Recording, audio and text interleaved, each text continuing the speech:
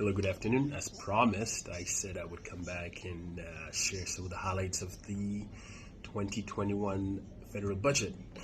Well, it was released about an hour ago, and it was big. It was about 700 pages. And in my previous video, I talked about some of these speculations and that may be in the budget. I talked about the possibilities of them increasing GST rate.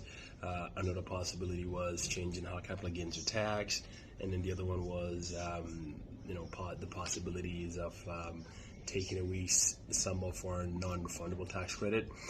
None of that happened, so that's good.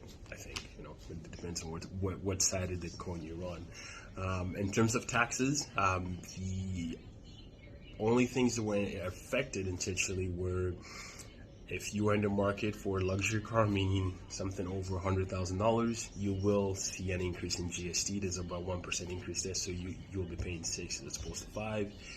If you're in the market for a luxury yacht or boat, anything costing over $250,000, you also will see a 1% increase in GST. If you're a smoker, there is a new $4 per cart of cigarette. Which I know that's significant. So if you're a smoker, you will see that increase next time you go to buy a cigarette. Now, on the spending side of things, that is probably where this budget was focused on. I think it makes sense, because I think they're trying to bring us out of the COVID, situation. It's a recovery budget, and the biggest focus of all that was on childcare expenses. Now, the federal government has pledged to spend $30 billion over the next 3 years on that. And what is that going to mean for the average person?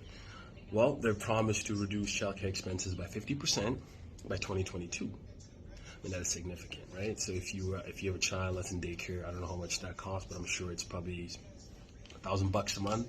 By 2022, the federal budget, the federal government is pledging to reduce that by 50%.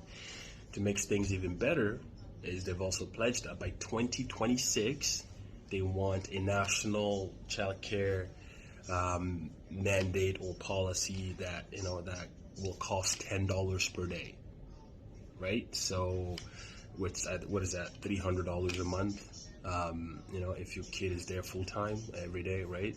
Under $300 a month, essentially. I think that is the most significant piece of news out of this budget. And I think the idea that is to bring in more people into the workforce. Can you imagine if you're in a couple and you're both working?